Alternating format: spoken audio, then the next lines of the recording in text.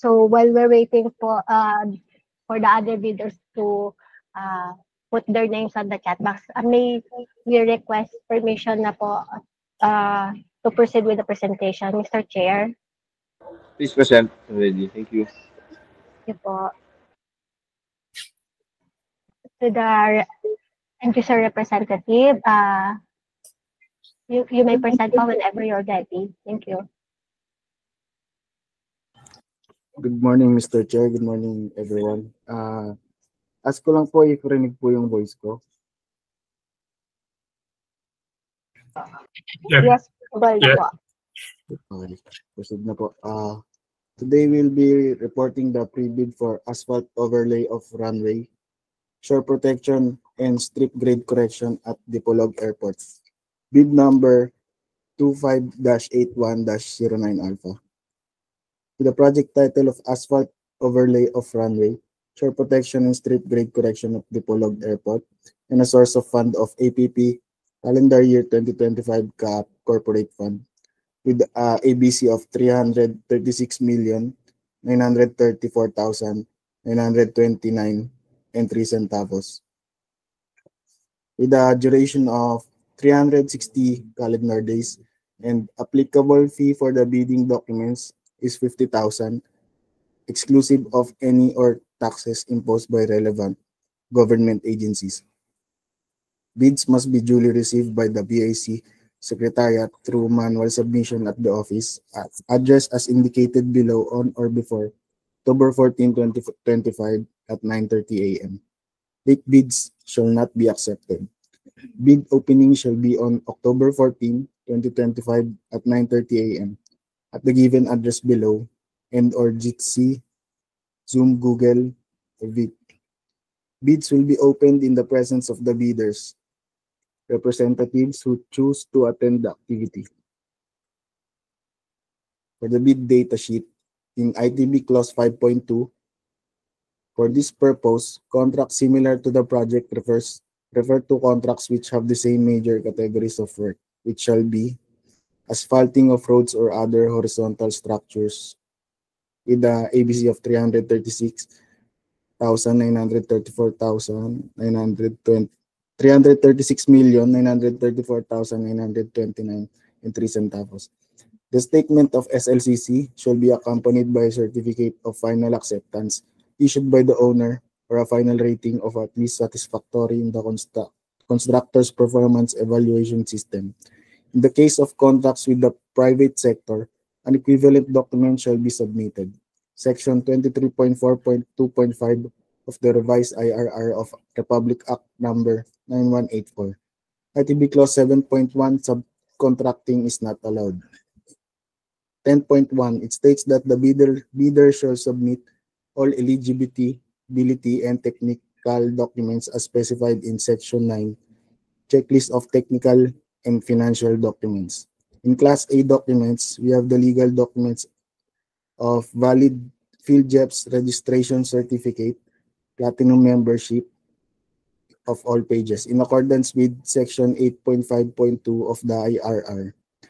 Technical documents, statement of the prospective bidder of all its ongoing government and private contracts, including contracts ordered but not yet started, if any, whether similar or not similar in nature and complexity to the contract to be bid. Statement of the bidder's single largest completed contract, similar to the contract to be bid, except under conditions provided under the rules, and the statement of SLCC shall be accompanied by a certificate of final acceptance issued by the owner or a final rating of at least satisfactory in the constructor's performance evaluation system. In the case of contracts with the private sector, an equivalent document shall be submitted. Letter D, special pickup license in case of joint ventures and registration for the type and cost of the contract to be bid. Letter E, original copy of bid security. If in the form of a surety bond, submit also a certification issued by the Insurance Commission or original copy of notarized bid securing declaration, Annex B Form 1, and letter F, project requirements, which shall include the following: original of duly signed organizational chart for the contract to be bid.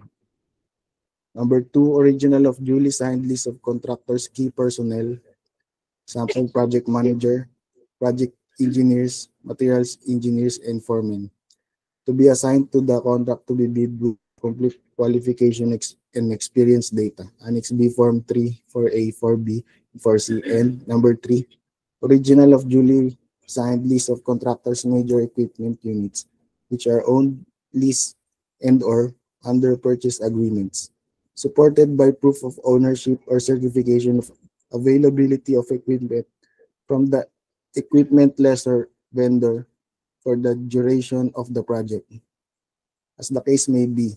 Annex B Form 5. And letter G, original duly signed omnibus sworn statement, and if applicable, original notarized secretary certificate in case of a corporation, partnership, or cooperative, or original special power of attorney of all members of the joint venture, giving full power and authority to its officer to sign the OSS and do acts to represent the bidder. This shall include all of the following documents as attachment to the omnibus sworn statements. Number 1, certification under oath attesting that they have no pending case against the government. In addition to the eligibility requirements as prescribed under the 2016 Revised Implementing Rules and Regulation of RA number 9184. And number 2, legal clearance to be issued by the CAAP enforcement and legal service with respect to the non-pending cases of the prospective bidders against this authority. And number 3, bid bulletins.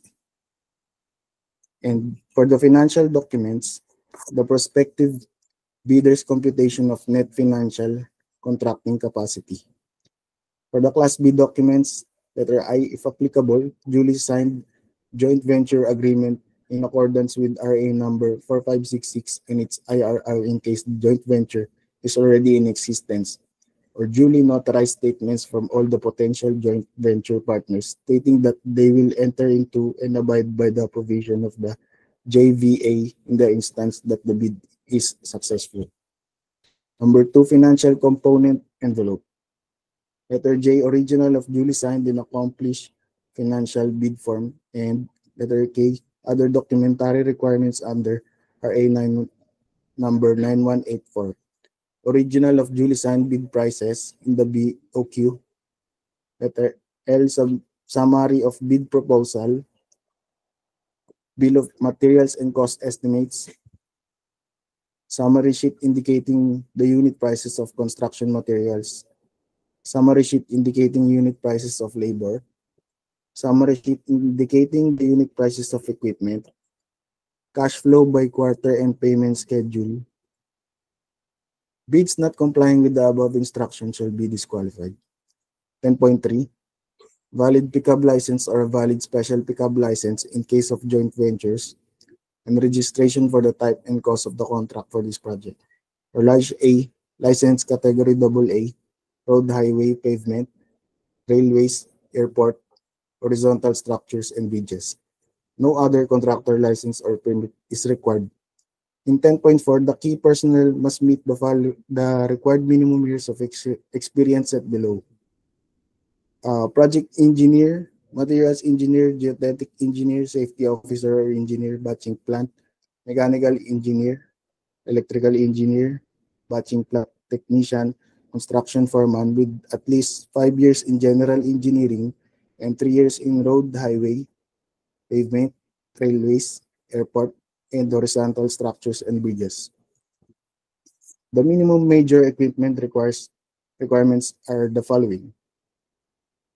1 unit of asphalt distributor or sprayer pen, 1 unit of stake truck, 1 unit of power broom, toad type with engine and blower, 1 unit of generator set with lighting assembly with a capacity of 51 to 100 kilowatts, 1 unit of asphalt paver finisher, 10 feet width, 1 unit of vibratory tandem steel roller with 10.10 metric tons, 1 unit of pneumatic tire roller with 20 metric tons capacity, 2 units motorized road grader with a capacity of 135 HP, 2 units of vibratory single smooth drum roller with a capacity of 10.10 metric tons, 6 units of dump truck with a capacity of 10 cubic meter, 2 units of payloader with a capacity of 1.5 cubic meter,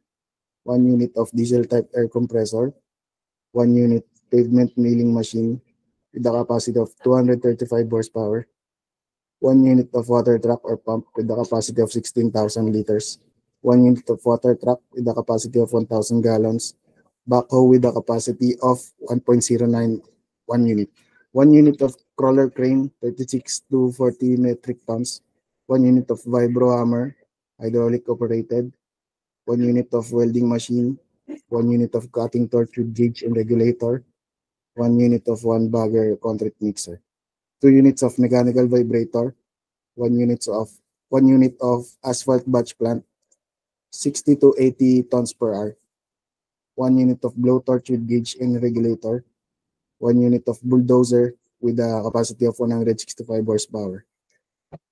Use Annex B Form 5 as per checklist. This shall include the following documents and shall form part of the bidder's technical documents. Certification from the bidder or contractor that the asphalt batching plant to be used is either owned or under a lease or purchase agreement, and that it will be brought or installed in the Dipolog Airport or within 5-kilometer radius of the airport. Presented is the airport layout, location map, and aerial view.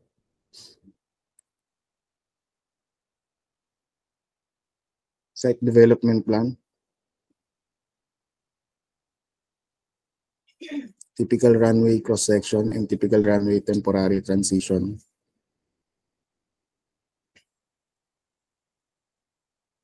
For the scope of works, the details of work are at best enumerated below, but be noted that the contract includes all works and services, although not specifically mentioned herein, but are needed to fully complete the project.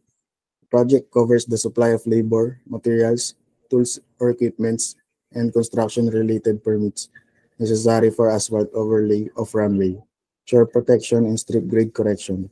The following scope of works shall be done in accordance with the approved plans, specifications, and provisions of contract. SBL 1 mobilization, demobilization, SBL 2 construction safety and health, SPL 3 temporary facility with a staff house and service vehicle, SPL 4 project billboard or signboard with a quantity of 2 sets. For the scope of works, construction of shore protection, armored rock with a total volume of 2,685.03 cubic meter. Steel sheet pile with a total weight of 614.7 kilograms. For the concrete works with a total volume of 168.84 cubic meter. And for the asphalt overlay, we have removal and disposal of existing asphalt pavement with a coverage area of 1,440 square meter. Removal and disposal of temporary transition with a coverage of 15,491.25 square meter. Emulsified asphalt top coat with a total coverage of 56 metric tons. Asphalt mix pavement with a coverage of total volume of 16,606 metric tons. Runway markings with a total coverage area of 4,896.32 square meter. For strip grade correction, we have excavation and disposal works with a total volume of 42,046 cubic meter. Embankment from roadway excavation with a total volume of 24,648.04 cubic meter. All scopes of works for the project must be in accordance with the approved plans and specifications. Quality and types of materials must be approved by the CAAP project in charge. Provisions for staff house, service vehicles, and other materials, devices, and equipment under special item or temporary facilities shall not include OCM and CP. The contractor shall be responsible in providing safety perimeter fence or security fences personal protective equipment for staffs and workers on site while construction is ongoing. Safety reports shall be prepared regularly.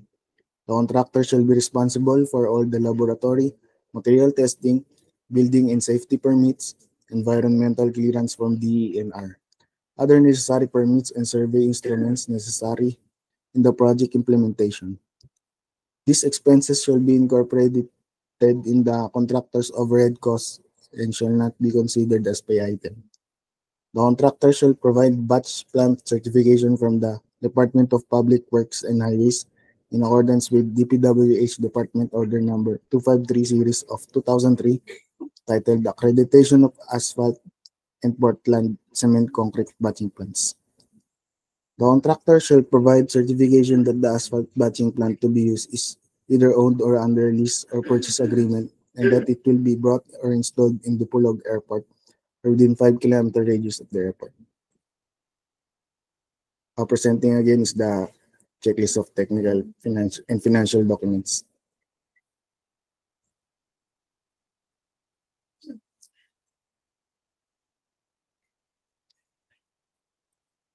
End of presentation. Thank you.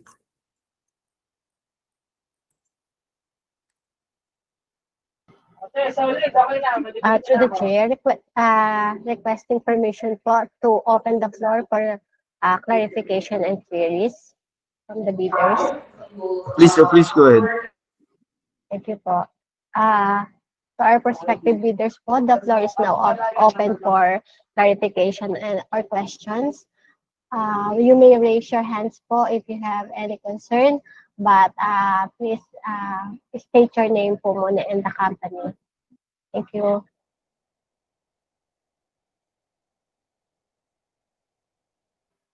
Please go ahead po, Ma'am Rica Oliveria from Unimasters.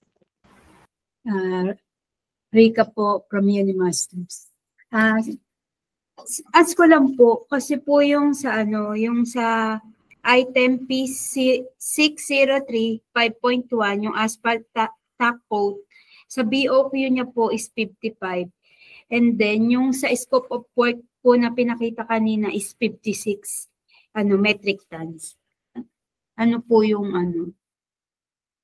mag-go-burn? Thank you po. May we request po the end user to kindly respond to the question po. Thank you. Yes, ma'am. I-check lang, double check po namin. Thank you, Sir John. Ma'am Rica, 55 po yung tama.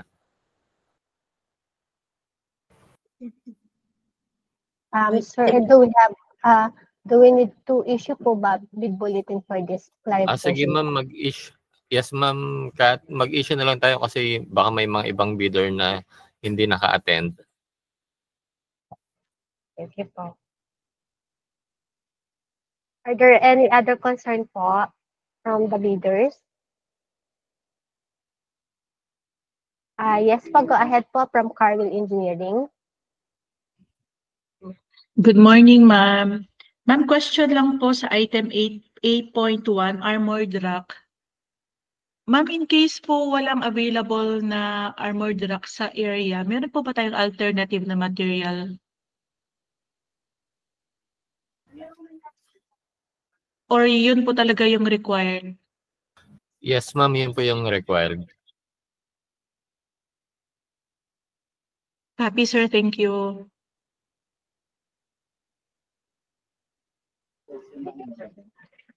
Any concerns pa po from the bidders?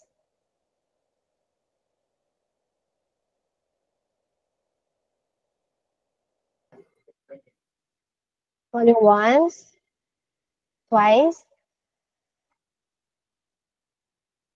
To the chair? Yes po, Ms. Rica, go ahead po. For other project, you mean not listed po sa agenda ba, ma'am? Yung question po.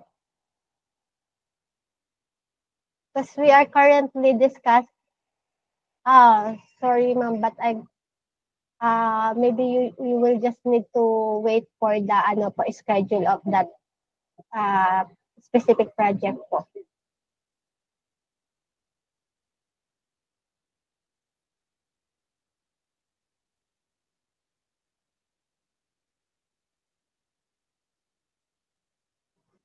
Any other concern po for the ongoing pre-bid conference of asphalt overlay for the Coleg Airport? Yes, none na po.